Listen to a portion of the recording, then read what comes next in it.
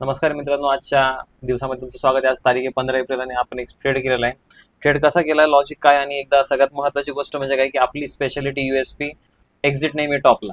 ठीक आहे, तर एक्झिट नेहमी टॉपला ही गोष्ट पहिल्यांदा दाखवते तुम्हाला की एक्झिट आज नक्की कुठे आहे। माझी आजची एक्झिट या पॉईंटला आहे, 10:44 बरोबर ना। या पॉईंटला माझी एक्झिट आहे। तर तुम्ही इथे प्रीमियम बघाल तर प्रीमियम मध्ये पण तुम्हाला चार्ट पहिलं प्रॉफिट दाखवूया।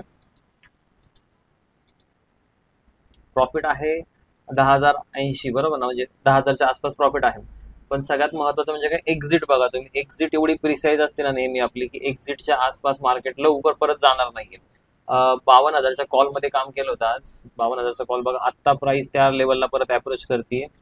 तर माझी एक्झिट इथे आहे या पॉईंटला 10:40 प्राइस त्यानंतर बघा किती वेळ खाली पडली। इथून बघा 10:40 पासून भाव आला होता 790, म्हणजे 50-40 पॉईंट प्राइस खाली पडली। तुम्हाला ऑर्डर बुक मध्ये दाखवा की एक्झिट किती वाजता झालेली आहे। एक्झिट आहे 11:44 बरोबर ना। आता 11:44 म्हणलं तर इथे एक्झिट आहे बरोबर ना, या पॉईंटला 11:44ला एक्झिट आहे आणि त्यानंतर भाव बराच खाली पडला। तर बऱ्याच लोकांना प्रश्न पडतो तुम्ही एवढ्या टॉपला एक्झिट कसं करता, तर बेसिकली त्या गोष्टी मला पहिल्यापासून माहिती आहे नक्की। आणि सगळ्यात महत्त्वाचं म्हणजे ट्रेडमध्ये एंट्री बघा, आजचा ट्रेडनी खूप त्रास दिलाय, खूप म्हणजे खूप त्रास दिला। जनरली माझ्या ठिकाणी नवीन ट्रेडर असतात तर नवीन ट्रेडरनी गिवअप केला असता। 7:46 10:15 म्हणजे ऑलमोस्ट 1.5 तास हा ट्रेड होल्ड केलेला आहे। दाखवूया तुम्हाला ट्रेडचं लॉजिक सांगूया आपण। पहिल्यांदा ट्रेडची एंट्री एक्झिट बघूया। 10:15 इथे, ठीक आहे, इथे 10:15 जसं मी एंट्री केली मला फक्त थोडंसं प्रॉफिटमध्ये दिसलं। त्यानंतर मार्केट माझ्या साईड वन साईड खाली पडलं।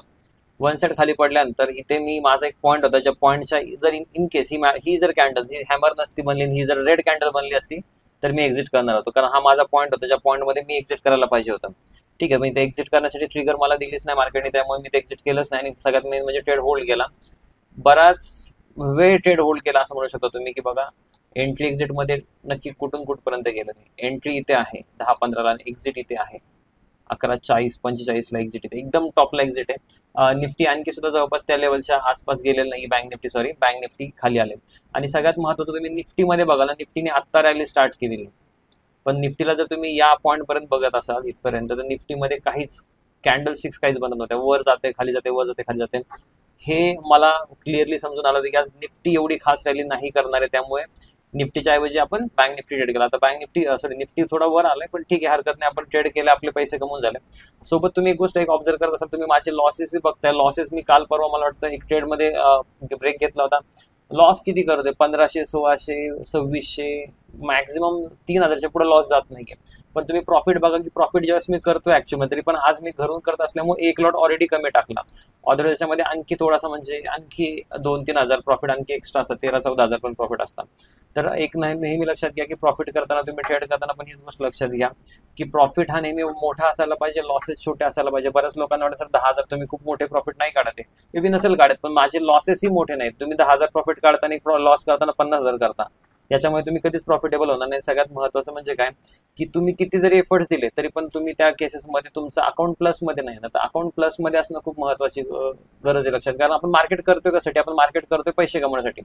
बरेच लोक मजेसाठी मार्केटमध्ये ट्रेड करताय की हा चला मजा येते, डोपामाइन रिलीज होते, पण तसं नाही लक्षात घ्या। मार्केट एक खूप प्रोफेशनचं काम आहे। लॉस असू द्या प्रॉफिट असू द्या, तुमच्या चेहऱ्यावर काही दिसलं नाही पाहिजे। आणि सगळ्यात महत्त्वाचं म्हणजे आज आपण हे सांगतो तुम्हाला की नक्की ट्रेडचं मी लॉजिक काय होतं, ट्रेड काय बघून एंट्री केली होती। ठीक आहे, तर सर्वात आधी येऊया आपण बँक निफ्टीच्या चार्ट्सवर। ठीक आहे, तर एंट्री माझी या पॉईंटला होती। मी तुम्हाला 15 मिनिटं किंवा 5 मिनिटाचा ग्राफ दाखवतो। हे बघा की मार्केटमध्ये जर आज मार्केट तुम्ही बघितलं तर आज एक ह्यूज गॅपअप होतं। आता ह्यूज गॅपअप नंतर जनरली गॅप थेरी काम करायला सुरुवात करायला पाहिजे होती, मे बी कसं की मार्केट गॅप फिल करायला खाली येणार होतं। पण जर तुम्ही ओपन इंटरेस्टचा डेटा बघितला, पुन्हा डेटा पूर्णपणे पॉझिटिव्ह होता। मार्केट कुठेही चान्स असं दिसत नव्हतं की मार्केट गॅप फिल करायला खाली येईल, अजिबातच चान्स नव्हता। त्यामुळे मी काय केलं, थोडंसं वेट केलं। जनरली मी एंट्री इथेच टाकणार होतो या पॉईंटला, इथे पण म्हणलं नाही यार ठीक आहे, मार्केटमध्ये हा एक वीक बनलीची कन्फ्युजिंग होऊ शकतं तुम्हाला, ही मोठी रिअल बॉडी। तर पहिल्या 5 मिनिटाची कॅन्डल खूप कन्फ्युजिंग होती। तर मी विचार काय केला, जोपर्यंत या कॅन्डलचा हा जो एरिया आहे, ज्या एरियामध्ये काय म्हणू शकतो आपण की सेलिंग एरिया आहे, हा ज्या ठिकाणी प्राइसनी सेलिंग अटेम्प्ट केली होती, प्राइस याच्या वर निघाली पाहिजे। जर प्राइस याच्या वर निघाली तर आपण एंट्री करू शकतो।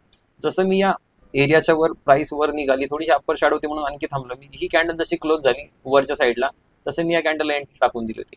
आणि सगळ्यात महत्त्वाचं म्हणजे काय की ते आपले लेवल ऍक्टिव्हेट झाले होते. लेवलनुसार आपल्याला हे आधीपासून माहिती होती की नक्की एंट्री कोणत्या पॉईंटला असायला पाहिजे आणि एक्झिट. इव्हन म्हणजे या कॅन्डलचा जो हा 835चा हाय लागलेला आहे, तुम्ही जर बघाल त्याचा 835 836चा हाय आहे, दिसतोय 835चा हाय आहे. हा हाय सुद्धा आपल्याला आधीपासून माहिती होता. इव्हन लेवल्सनुसार हे सर्व गोष्टी आधीपासून प्रीडिफाईन होत्या की असंच होणार आहे. त्यानुसार मार्केटमध्ये आपण एंट्री केली होती. आता बघा या ठिकाणी माझी एंट्री झाली प्राइस ॲक्शनच्या बेसवर आणि लेवलच्या बेसवर. तर प्राइसमध्ये मी इथे एंट्री केली होती या पॉईंटला 10-15. मला माहिती होते की 835 जाणार आहे, 835 836 टार्गेट होतं, आधीपासून माहिती होती जाणार आहे. तर मी म्हणजे 5 पॉईंटच्या पण रिस्क नको जास्त घ्यायला, 830च्या आसपास मी काढून टाकला. तर तरी पण बघा 830ला तो किती प्रिसाइजली फॉलो करतोय. 830च्या प्राइस आणखी सुद्धा वर जात नाही. 12:42 झालेत आता मार्केटमध्ये. एवढी एक्झॅक्ट प्रिसाइज एक्झिट आहे आपल्या टॉपला. आणि अशी एक्झिट प्रिसाइज टॉप म्हणजे तुम्हाला कधीच मिळणार नाही. बऱ्याच वेळेस म्हणतात की सर तुम्ही एकदा टॉपला एक्झिट करताय, नाही रिपीटेडली करतो. तुम्ही जर माझे व्हिडिओ 1-2 वर्षापासून बघत असाल, मी तुम्हाला नेहमी सांगतो की माझी नेहमी एक्झिट टॉपलाच आहे. नेहमी आपण एक स्विंग घेतोय, तो स्विंग म्हणजे कम्प्लीट आपण कॅप्चर करणारच. ठीक आहे. तर आजच्या व्हिडिओमध्ये एवढंच. हे लॉजिक होतं बेसिकली. ऑप्शन चेन खूप महत्वाची. ऑप्शन चेन शिवाय तर मी ट्रेडच करत नाही, त्यामुळे सगळ्यात महत्वाचं आहे. आजच्या व्हिडिओमध्ये एवढंच. Thank you so much.